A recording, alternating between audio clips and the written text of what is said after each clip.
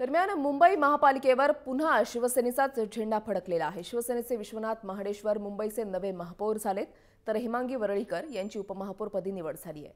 महापौर निवडणुकीमध्ये भाजपने शिवसेनेला पाठिंबा दिला। भाजपच्या 83 नगरसेवकांनी महाडेश्वरांना मतदान केलं, त्यामुळे 171 मतांसह विश्वनाथ महाडेश्वर विजयी झाले, तर काँग्रेसच्या विठ्ठल रोकडे यांना 31 मतं पडली। मुंबई महापालिकेमध्ये सलग 5व्यांदा शिवसेनेचा महापौर विराजमान झालाय, तर मतदानाला मनसे नगरसेवक गैरहजर होते।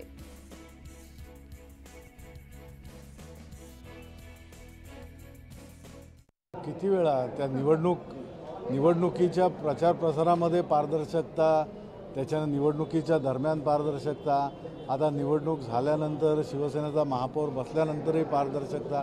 पहिली पारदर्शकता स्वतःच्या त्याच्यामध्येच शोधा। आता हा पारदर्शकता शब्दच मला वाटतं हा निघून जाईल, लोक वापरायचंच बंद करतील। शिवसेनेचा महापौर शिवसेना पक्षप्रमुख उद्धवजी ठाकरे यांनी सदोदित सांगितल्याप्रमाणे निवडणुकीच्या प्रचारादरम्यानसुद्धा आणि प्रचाराच्या नंतर निवडणुकीचे निकाल आले तेव्हाही ठामपणे सांगितलं होतं, त्याप्रमाणे शिवसेनेचा महापौर हा पुन्हा एकदा मुंबई महापालिकेवर पुन्हा एकदा विराजमान झाला।